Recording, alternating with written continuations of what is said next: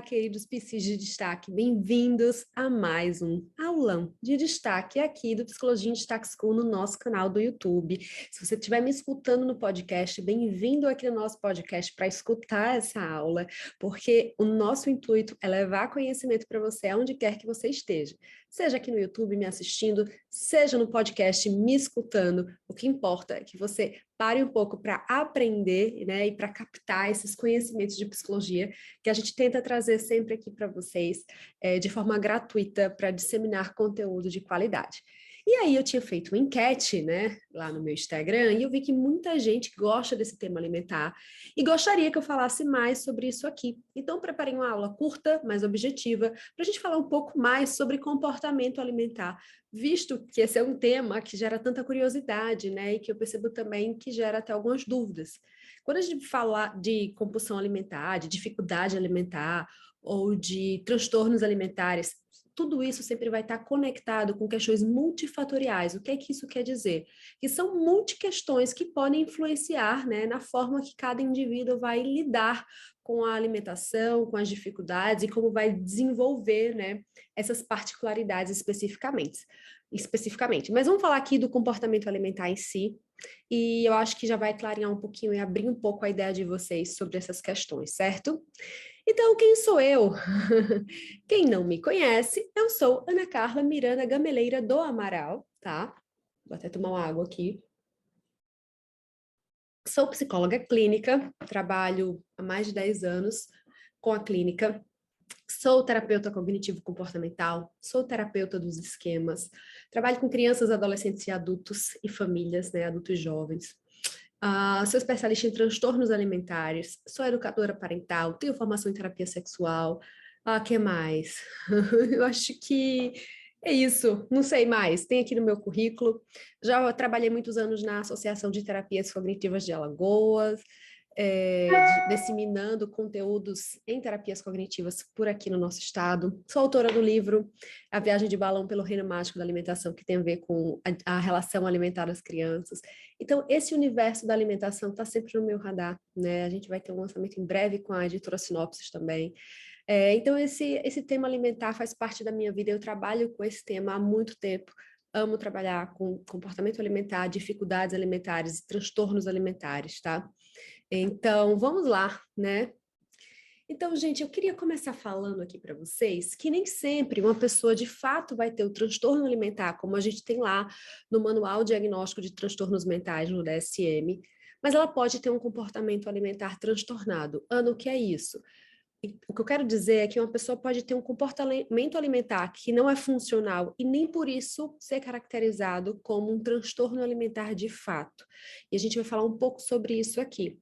Porque eu posso ter, por exemplo, alguns comportamentos que não são funcionais e não necessariamente fechar os critérios diagnósticos de um transtorno alimentar, certo? Então é mais ou menos isso que eu quero trazer com essa afirmação aqui. E aí, gente, o que danado é comportamento alimentar? Eu estou aqui falando, mas o que danado é, né? Na verdade, é tudo que se refere aos aspectos psicológicos por trás da interação da pessoa com o alimento. É um conjunto de ações relacionadas ao alimento que envolve desde a escolha do alimento até a ingestão, bem como tudo que se relaciona com ele, tá? Então, é um conjunto de cognições e afetos que regem as ações alimentares. Então, o meu comportamento alimentar vai desde a escolha do alimento, a relação que eu tenho, o que eu sinto em relação a esse alimento, o que eu penso em relação a esse alimento, como eu como e como eu procedo depois. Então, o meu comportamento alimentar tem a ver com a interação que eu estou tendo com o alimento, tem a ver com a significação que eu dou a esse alimento, tem a ver com como eu me sinto em relação a esse alimento. Então, tudo que envolve, né, essas ações relacionadas ao alimento, a gente chama de comportamento alimentar. Então, o processo, né, da mudança do comportamento alimentar, ele nem sempre é simples. Vamos pensar, se eu tenho um comportamento alimentar que não é funcional, para dizer que eu faço uma restrição grande de número de alimentos, ou que eu tenho um episódio de compulsão alimentar, por exemplo, e eu preciso fazer uma mudança nesse padrão, nem sempre é tão fácil, né? Porque a gente vai precisar compreender que as mudanças de comportamento são entendidas como resultado de diversos processos de aprendizagem, ou seja, a gente vai ter que pensar em ensinar novos processos aos nossos pacientes, redirecionar o comportamento, reeducar esse comportamento, fazer novos tipos de reforçamentos, novos tipos de conexões para que esse paciente consiga se adaptar a novos comportamentos alimentares. Então, a gente precisa entender que os indivíduos só mudam seu comportamento quando eles estão, de fato, preparados para isso. Então, eu não consigo modificar um comportamento sem estar preparado para essa mudança. Por isso que a gente precisa avaliar com os nossos pacientes que têm demandas de comportamento alimentar transtornado, como que está essa prontidão para a mudança que esse paciente vai ter. O quanto que ele está aberto e preparado para essa possível mudança de comportamento alimentar. O quanto e como ele vai conseguir se engajar nesse processo de mudança de comportamento alimentar. Então, se eu preciso modificar um padrão de comportamento alimentar que não está funcional, seja em mim ou em um paciente, a gente precisa preparar esse paciente e deixá-lo com prontidão para essa mudança, senão a gente vai fraquejar. Então, a gente não pode imaginar que a mudança de padrão de comportamento alimentar vai acontecer no estalar de dedos. Leva um processo e um tempo até isso acontecer, porque a gente precisa estar prontos para essa mudança e abertos para essa mudança, certo? E como a gente bem sabe, nenhum comportamento novo vai acontecer sem estímulos. Se a gente precisa criar um novo hábito, um novo comportamento, a gente precisa de estímulo, ter estímulos e reforçadores para que esse novo comportamento aconteça.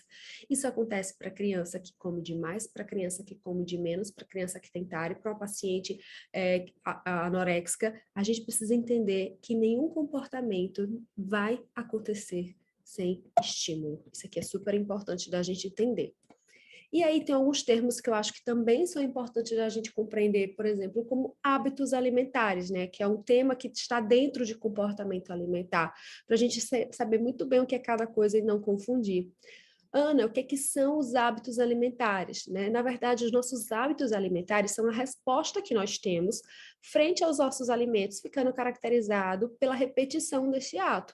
Ou seja, eu repito sempre aquele padrão, então se torna um hábito, tá? Então eu tenho, sei lá, um hábito de comer um doce após o almoço. Então, um padrão que eu acabo trazendo de resposta e acaba se tornando um hábito. Então, eu tenho o hábito de comer salada no almoço. Eu tenho o hábito de comer raízes no jantar. Então, é quando a gente tem uma resposta que tem repetição, né? Então, isso seria o hábito alimentar. E quando a gente pensa em hábitos alimentares, esses hábitos alimentares podem ser e são muitas vezes passados de família para família, né? Por exemplo, aqui no Nordeste é muito comum se comer raízes, cuscuz, ovo, queijo à noite, é muito comum. Mas em outros lugares não é, né? Eu me lembro quando eu morava nos Estados Unidos, na casa que eu morava, era muito comum comer macarrão no jantar, que eram coisas que eu nunca comia aqui na minha casa, em Maceió, com os meus pais. Então, os hábitos alimentares também têm a ver com a questão cultural, né? Que você está inserido com essas crenças e valores que são associados também às refeições. E por isso que também é importante a gente pensar no tipo de hábito alimentar, por exemplo, que as famílias têm, né?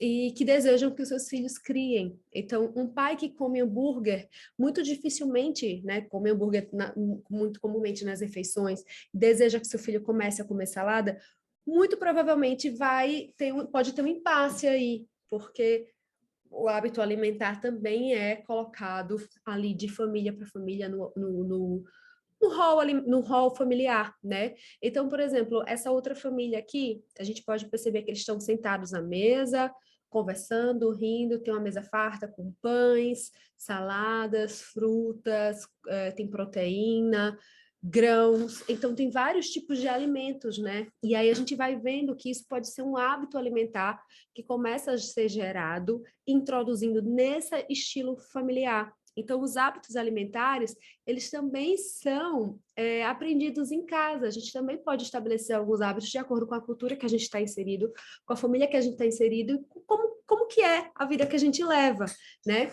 Então, a criança que é apresentada frituras, coxinhas, sei lá, coisas assim desde pequeno, que tem um hábito nessa família de se comer sempre, ou pizza todo dia, muito pouco provavelmente vai criar o hábito de comer uma salada e uma fruta, tá? Então, a gente também precisa falar isso para as famílias, né, que nos buscam na terapia, o quanto que esse hábito familiar, esse hábito alimentar familiar também pode impactar aí nas relações com os alimentos.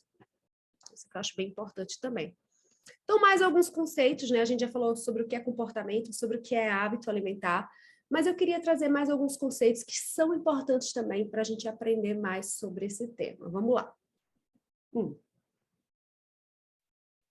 Primeiro termo que eu trago aqui para vocês nesse aulão, nessa tabela, é o termo consumo alimentar.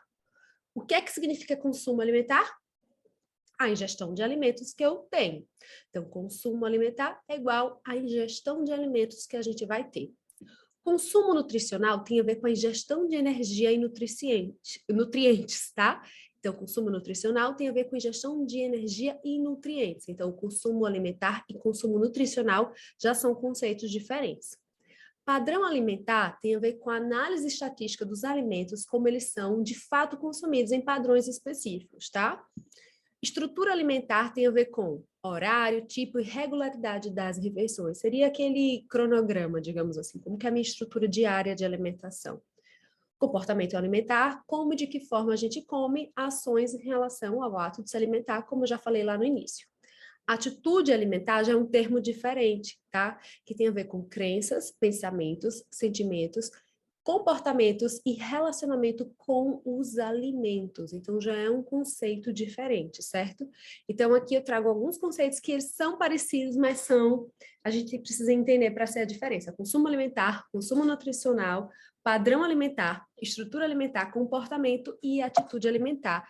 E nessa outra página tem mais 3 termos para a gente completar, que é hábito alimentar, né, que são os costumes e modo de comer de uma pessoa ou comunidade, que geralmente é inconsciente, a gente faz de uma forma até sem pensar, porque a gente já tem esse hábito, né?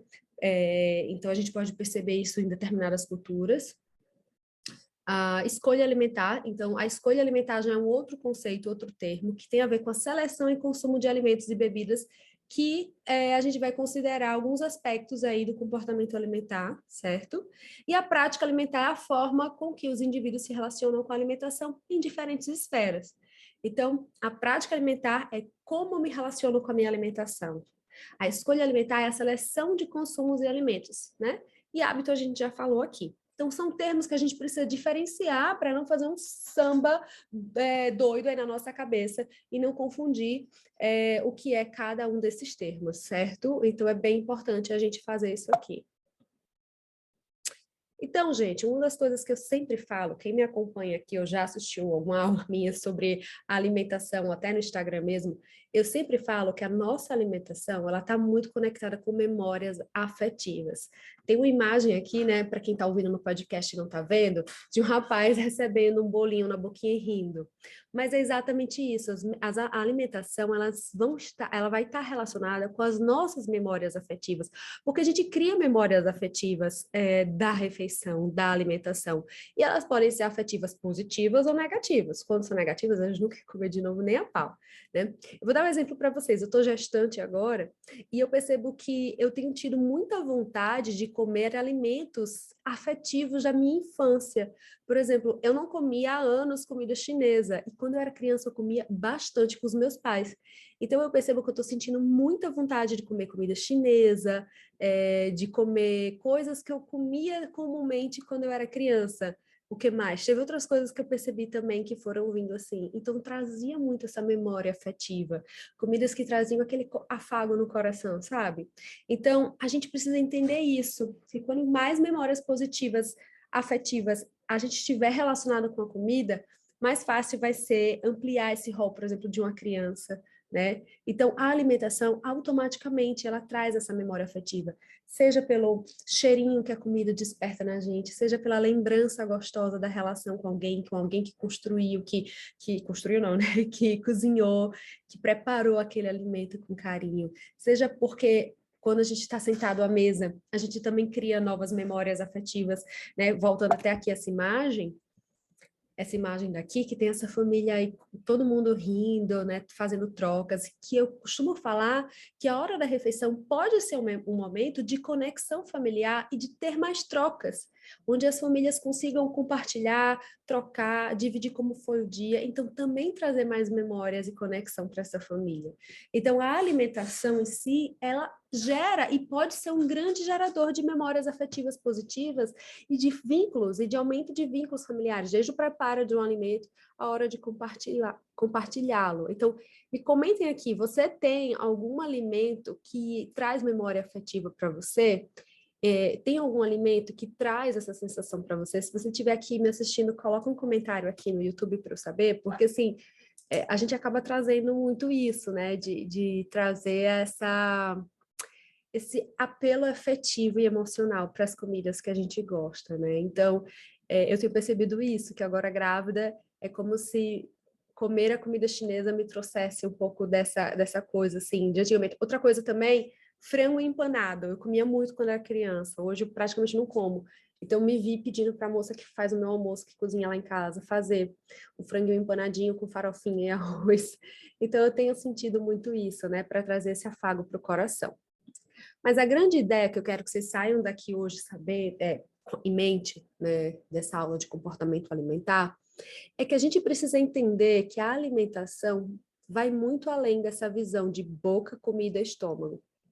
A gente precisa sair dessa visão encarcerada e limitante de boca, comida, estômago. A gente precisa entender que a alimentação e o comportamento alimentar e todo o universo alimentar precisa sair dessa visão simplista, boca, comida, estômago. A gente precisa pensar além disso aqui, tá? Então, não se limitar à visão boca, comida, estômago, tá? Então, a gente estava falando lá de atitude alimentar, né? E aí, voltando para esse termo, atitude alimentar, ela possui 3 componentes, tá? Que é um conceito comum definido por vários autores, e aqui eu estou trazendo a referência da Alvarenga. Esse é um livro muito interessante que se chama Nutrição Comportamental. Eu super indico esse livro para quem gosta de trabalhar com dificuldades alimentares, com comportamento alimentar. Acho que é um livro clássico que é preciso ter, tá? Mas a atitude alimentar possui 3 componentes básicos: o afetivo, o cognitivo e o volitivo. Ana, o que é que isso significa? Quando a gente pensa nesse componente afetivo, tem a ver com sentimentos, com humor e com as emoções que a gente associa ao alimento, que podem ser favoráveis ou desfavoráveis. Por exemplo, como eu falei para vocês, a comida chinesa e o frango empanado, eles trazem sensações boas para mim. Mas se eu pensar em fígado, ele já não me traz uma emoção tão confortável. Eu lembro que minha mãe dizia que eu tinha que comer quando era criança e não gostava. Então, a memória afetiva não necessariamente é positiva. Às vezes também pode ser uma memória afetiva negativa, tá? Por isso que a gente precisa ter muito cuidado em como esse ambiente alimentar aí é construído no entorno de uma criança, né? O componente cognitivo já tem a ver com as crenças e conhecimentos sobre o objeto, no caso, sobre a comida, sobre a refeição. E o volitivo diz respeito à vontade, à interação comportamental em relação à comida, ou seja, a predisposição para agir de forma coerente com as cognições e afetos. Então, a atitude alimentar vai envolver o aspecto afetivo, cognitivo e volitivo, certo? Isso aqui é bem importante da gente compreender também, principalmente para a gente entender ali aquele universo que o nosso paciente está mergulhado, né? Então, é como se fosse assim: a minha atitude alimentar tem a ver com fatores ambientais e também com fatores internos, não só os fatores que eu estou aqui, né? E também fatores internos. E aí também, para a gente poder ter novos comportamentos alimentares, a gente precisa pensar em criar novos hábitos, criar afetos e sentimentos positivos e criar novas cognições, crenças e conhecimentos sobre o alimento. Isso aqui tem bem a ver com o modelo cognitivo, né? Pensamento automático, emoção e como eu me comporto. Então, é bem isso aqui mesmo, gente. A gente precisa entender que tem que haver uma reestruturação cognitiva para a gente mudar um comportamento alimentar que não está sendo funcional, levando em conta tanto fatores internos de cada pessoa, que são singulares, quanto fatores ambientais de onde a gente está inserido. Então, também muda, né? Por exemplo, quando a gente viaja, muitas vezes a gente não está ali com a oferta de alimentos que a gente está acostumado no nosso dia e precisa haver certa adaptação. Então, também é preciso compreender um pouco sobre isso daqui. Até aqui toquei para vocês? Comentem para mim e me deem um feedback. Então, existem alguns comportamentos pré-ingestão e pré-deglutição de alimentos. Então, antes de eu pegar um alimento e eu começar a mastigar, ingerir, deglutir, eu preciso ter uma aproximação e aquisição, ou seja, eu preciso me aproximar de um alimento, que eu vou ter essa aproximação por meio de uma seleção de preferências que eu já tenho. Então, por exemplo, eu almocei, antes de gravar essa aula para vocês, almocei carne, salada e arroz. Por que que eu selecionei essa comida? Porque tem a ver com as preferências, com o tipo de comida que eu gosto de me alimentar durante a semana. Tá? Então, eu selecionei, eu me aproximei e eu tive uma aquisição daquele alimento e eu armazenei. Eu comi e armazenei. E depois vai começar a ingestão, né, da quantidade da quantidade que eu consumi, tá? Que tem a ver com a estrutura da refeição. E depois vão ver alguns aspectos pós-deglutição, que tem a ver com o meu metabolismo, com a digestão, a absorção e o armazenamento de nutrientes necessários, certo? E aí, gente, a gente precisa entender que o volume da ingestão de alimentos é determinado pela integração do cérebro e mecanismos de retroalimentação, de feedback, positivos e negativos, gerados a partir da boca, estômago, intestino delgado e todos os órgãos que fazem parte da alimentação. Então, aqui, ó, tem todos os... Eu botei essa imagem porque tem todos os órgãos que fazem parte da alimentação, ó. E o alimento precisa caminhar por esse percurso aí longo, né, até chegar para virar o bolo fecal, né, lá no final. Então, isso todos esses órgãos, eles fazem parte do nosso sistema da alimentação, né, sistema alimentar. Então, a gente vai precisar compreender um pouquinho isso aqui também. Então, gente, também tem outros termos que eu acho importante, né, quando a gente fala de comportamento alimentar, deixar claro, que é a diferença entre fome, apetite e saciedade, né? Então, vocês sabem qual é a diferença entre fome, apetite e saciedade? Fome tem a ver com a questão fisiológica, apetite é o quanto que eu tô com vontade de comer, e a saciedade é aquela sensação depois que eu comi o suficiente. E a fome, o apetite e a saciedade, eles são fundamentais na regulação da fisiologia do comportamento alimentar. Então, eles são essenciais, tá? E aí eu queria trazer até alguns termos para vocês e algumas diferenças também, para ficar mais claro. Porque existe a fome fisiológica e existe a fome ou apetite, né? É fome hedônica ou apetite, que aí eu vou deixar aqui mais claro para vocês as diferenças. Eu até coloquei aqui essa imagem, que é de uma pessoa meio que segurando, como se estivesse com dor de fome, né? E a fome é uma sensação do corpo humano que resulta da ausência de alimentos por longos períodos, que leva a uma baixa do nível de energia do organismo para realizar seus processos vitais. Então, eu sinto fome quando o meu organismo precisa, né, de alimento e ele não está conseguindo ter energia suficiente porque eu estou com a baixa dessa energia, né? Então, a fome fisiológica não está relacionada com alimentos específicos, e é quando o corpo manda sinais, como dores de cabeça, dores de estômago, irritação, além de surgir gradualmente e a última refeição já ter sido feita há algum tempo. E, gente, essa questão da fome também é muito importante para a gente ensinar para as crianças, que às vezes tem crianças que dizem, ai, mãe, eu tô com fome de comer uma bolachinha. Então, não é fome, talvez seja apetite, desejo, alguma coisa assim. Porque a fome, de certo modo, é uma questão fisiológica mesmo, né? Então, ela não está relacionada com esses desejos em específico. Isso aqui é bem importante para a gente explicar para os nossos pacientes, porque todos esses pacientes, quando a gente vai trabalhar com comportamento alimentar, seja lá qual for o transtorno alimentar ou a dificuldade alimentar, a gente tem que deixar eles muito claros, muito conscientes dos sinais de fome que cada corpo representa, porque os sinais de fome que meu corpo representa pode ser totalmente diferente dos seus, não totalmente, mas um pouco. Por exemplo, em geral, quando eu tô com fome, minha barriga ronca, eu não sinto dor de cabeça, mas muitas pessoas sentem, tá? Então, cada pessoa pode sentir algo, tem gente que fica mal-humorada, né? Tem até uns memes da comida que passa, né? Umas coisas assim. Então, acho que a gente vai precisar, junto com o nosso paciente em questão, analisar exatamente qual é o sinal de fome dele e deixar ele equipado com essas informações, principalmente quando a gente lida com criança que tem dificuldade alimentar. Reconhecer os sinais de fome no corpinho faz parte do processo da psicoterapia em TCC, tá? Então, guardem isso aqui na cabecinha de vocês, que é muito importante A gente, junto com o nosso paciente, estudar quais são os sinais de fome que o corpo dele demonstra e como ele percebe que, de fato, ele sente fome, tá? E aí, agora a gente vem para fome hedônica ou apetite, né? Que o apetite já é o desejo de comer algum alimento ou grupo de alimento do qual a gente se espera sentir satisfação e prazer. Fome fisiológica, claro que a gente pode sentir prazer com o alimento, mas o objetivo principal dela é trazer essa energia que o nosso organismo precisa. A fome ou apetite já está mais focada na sensação de satisfação e de prazer. Então, a fome está relacionada com a necessidade de comida. Eu como porque meu corpo precisa. Já o apetite tem a ver com desejo de comida, tá?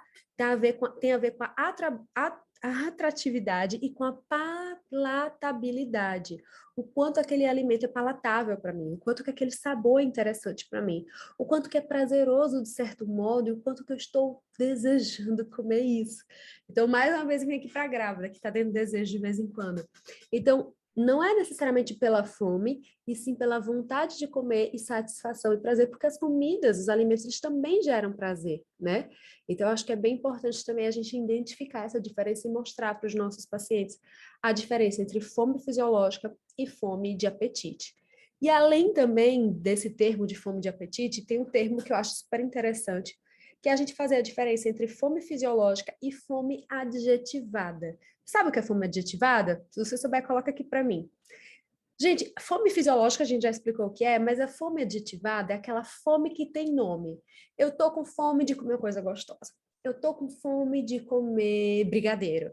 Eu tô com fome de comer comida chinesa. Eu tô com fome de comer patinho de caranguejo. Ai, tudo coisa que eu amo. É uma fome que tem nome. A fome adjetivada tem relação com essa fome que a gente falou aqui antes, que é a fome hedônica ou apetite. Então, fome adjetivada é como se a gente desse um adjetivo à nossa fome, por isso que vem esse termo. Então, fome fisiológica é diferente de fome adjetivada. Ana, eu posso ter uma fome fisiológica junto com a adjetivada? Sim, eu posso estar morrendo de fome fisiológica e junto com a minha fome vir o meu apetite para comer algo específico, tá? Mas a gente precisa entender essa diferença, que fome adjetivada é uma fome que eu dou um nome, que eu dou um adjetivo. Então, essa fome que a gente dá nome, geralmente, tem relação com o apetite, tá? Você que está aqui me assistindo, qual é a sua fome adjetivada? Eu já contei algumas das minhas. Eu tenho muita vontade de fome de comer doce, às vezes. E agora eu tô tendo muita fome de comer carboidrato na gestação. Conta aí para mim, vocês também, para eu saber quais são as fomes de vocês.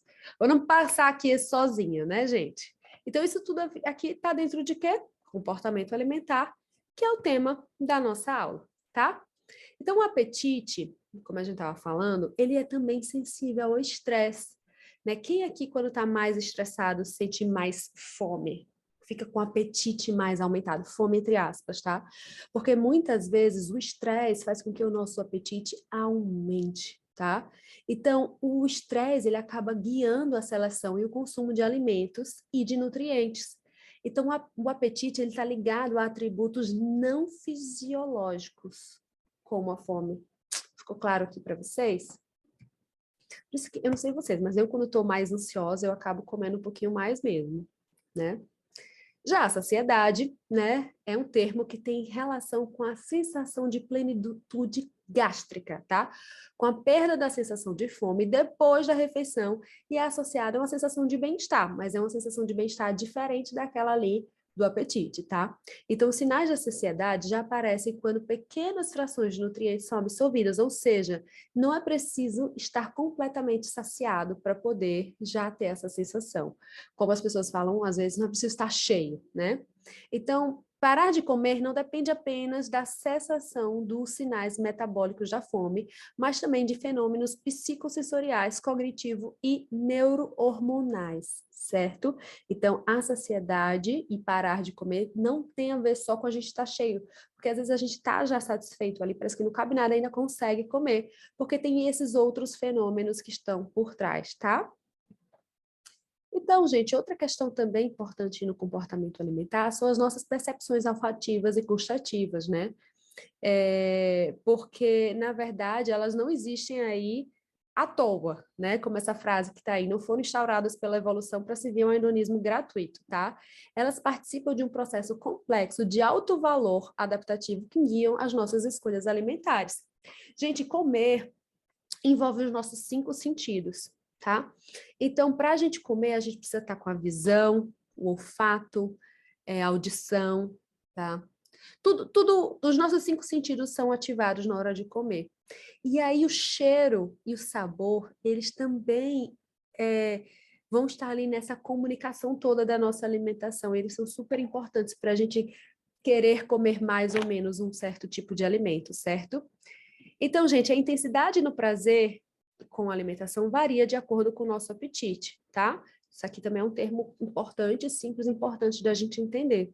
Então, a intensidade do prazer que a gente sente ao comer uma comida vai variar de acordo com o nosso apetite.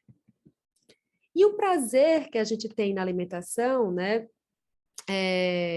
obtido na alimentação pelo conjunto das características sensoriais, parece estar no centro do desenvolvimento, manutenção e mudança dos hábitos alimentares e exerce um papel fundamental na escolha alimentar, sendo que o prazer em comer e o sabor são inseparáveis. Afinal, o sabor é apreciado ou não é. Ou seja, gente, o prazer que a gente sente, né, na alimentação vai ajudar a gente a mudanças de hábito. Por isso que às vezes é mais difícil criar o hábito de inserir um alimento que a gente não gosta. E por isso que é importante a gente pensar em versões que a gente goste daquele alimento, para poder a gente, de fato, conseguir introduzi-lo na nossa rotina. Porque se a gente quer mudar um hábito alimentar, a gente vai ter que também associar esse prazer em comer esse sabor, porque é impossível a gente começar a apreciar do nada um novo alimento. Né? Então, acho que a gente também precisa levar isso em consideração. Por isso que muitas vezes essas dietas extremamente restritivas ou extremamente evitativas ou com poucos alimentos, elas fracassam, porque é como se não levasse em consideração o prazer e o sabor. E a gente precisa levar isso também em consideração, porque faz parte do nosso processo, tá? Então, há alguns termos assim importantes. A gente começa a comer porque sente fome, depois a gente começa a comer porque a gente quer comer, e depois a gente começa a comer porque é a hora de comer. Como assim, Ana Carla? A gente começa a comer porque sente fome. Quando a gente é bebê, a gente vai pedir pelo peito da nossa mãe para saciar a nossa fome. Depois a gente começa a querer comer. E depois a gente vai regrar a nossa vida compreendendo que é a hora de comer.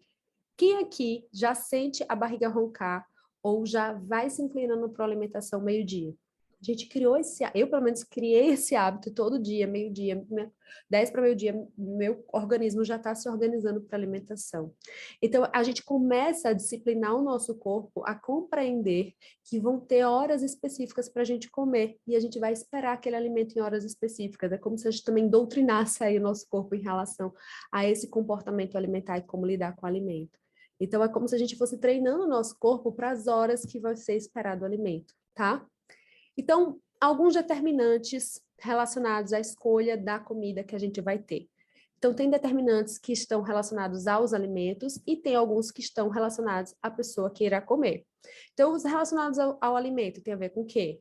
Sabor, aparência, valor nutricional, higiene, variedade, disponibilidade e preço. Ou seja, às vezes eu até quero comer uma salada, mas é tão difícil ter, um exemplo, tão difícil manter a salada na minha casa que acaba não tendo disponibilidade e às vezes não vai ser um determinante que vai fazer eu escolher comer isso no almoço. Hoje, por exemplo, eu almocei aqui na clínica, eu trouxe minha comida de casa, arroz, salada e carne. Então, se não tivesse essa comida aqui, muito provavelmente eu teria que pedir, né? Ou eu comeria outra coisa. Então, teve a ver com a minha disponibilidade, tá? Então, a aparência da comida, o valor nutricional também a gente pode pesar, né? O quanto que vai me trazer saúde. Algumas pessoas, às vezes, ficam pensando mais na caloria. Enfim, então isso aqui também são fatores que determinam como que eu vou me relacionar com os alimentos. E outros que têm a ver com fatores biológicos, né? Sexo, idade, estado nutricional, genética, mecanismos regulatórios inatos, estado fisiológico de fome e saciedade, e também aspectos psicossociais que têm a ver com a pessoa que vai comer, cultura, religião, moralidade, classe social, renda, né? Porque a questão do preço e do dinheiro que a gente tem também influencia no que a gente vai comer com mais frequência, nível de escolaridade, de informação, pares da família, mídia, né? Por exemplo, eu nunca tinha escutado aquelas balinhas gummy, não sei o que, de vitamina. Eu vejo na internet o povo falando disso. Então, talvez isso aí entrou no rol alimentar de algumas pessoas que tem a ver com a mídia, né? preferências, crenças, tradições, acesso e disponibilidade. E essa questão cultural também é muito interessante, né? Se a gente for olhar na Ásia, eles têm como prato principal o arroz, peixe, enfim, muito, muito frequentemente. Então, isso também tem a ver com cultura, né? Em certas culturas tem outros alimentos que se comem mais, como eu falei aqui no Nordeste, a gente tem hábito de comer raízes no jantar. Então, tem também a ver com a cultura, o tipo de alimento que a gente vai escolher. Então, é importante a gente entender quais são os determinantes, e porque quando a gente quer transformar o comportamento alimentar de um paciente nosso, quando a gente vai trabalhar em cima disso na sessão, a gente precisa entender quais são os determinantes que estão relacionados à escolha do alimento do nosso paciente, tanto em relação aos alimentos quanto em relação à própria pessoa. Então, a gente precisa entender isso aqui também para a gente trabalhar com comportamento alimentar na clínica, certo? E, gente, adoro essa frase, né, que fala que comer é muito mais do que escolher um alimento e dar para uma criança ou comer de fato, né? Comer e dar de comer reflete a nossa atitude e relacionamento com nós mesmos, com os outros e com a nossa história. Comer tem relação com autorrespeito, nossa conexão com os nossos corpos e compromisso com a vida. Acho essa frase linda, linda, linda. Então, comer tem a ver com o nosso compromisso com a vida, porque é através da alimentação que a gente vai conseguir ter os nutrientes suficientes, né? Para a gente poder se desenvolver, para a gente estar saudável, e para tantas coisas. Então, gente, o comer é tão importante, e eu acho que às vezes o comer é negligenciado na nossa cultura, não sei o que vocês acham, principalmente quando a gente vem com essa cultura dos corpos perfeitos, dos ideais, né, de beleza, que é como se a comida fosse às vezes até demonizada ou vista de uma forma muito negativa, e não como algo que está ali para nos servir, trazer saúde e trazer qualidade de vida e também nos dar prazer. Então, acho que a gente também precisa modificar a nossa própria visão em relação à alimentação, que às vezes é algo punitivo ou algo que é também uma vitória, vou conquistar com comida. Então, eu acho que a chave de tudo é sempre o equilíbrio e a gente compreender os nossos limites, e também o que o nosso corpo precisa, né? Respeitar o nosso corpo, eu acho que é a chave de tudo. E, gente, era esse o papo que eu queria ter com vocês, né? Uma introdução ao comportamento alimentar. Quero saber o que vocês acharam. Vocês gostam de aulas, assim, curtinhas, objetivas, de temas específicos, tá? E eu quero aproveitar para agradecer a todos vocês que estavam aqui, né? Que acompanham o Psicologia em Destaque. Aproveitem e se inscrevam aqui no meu canal, tá? Que é importante para a gente. Dê um like, comentário, isso tudo é muito importante para a gente. Eu sei que às vezes não dá trabalho nenhum aí para vocês, mas para a gente é bem relevante. E sigam nos acompanhando no Instagram, Psicologia em Destaque, da Clínica Psicologia em Destaque, o nosso podcast, que é fantástico, sou apaixonada, aqui nosso YouTube, nossos sites, tá? E a gente também tem as playlists no Spotify, acompanhe todo o nosso conteúdo, a gente produz conteúdo gratuitamente, diariamente para vocês em psicologia, porque a gente acredita numa psicologia de alto nível, e uma psicologia que seja dividida, certo? Então, muito obrigada a todos, vou estar aqui respondendo os recados de vocês, qualquer dúvida é só falar. Então, o objetivo da aula de hoje era trazer uma introdução ao comportamento alimentar. Espero que tenham gostado. Super beijo e até o nosso próximo aulão de destaque.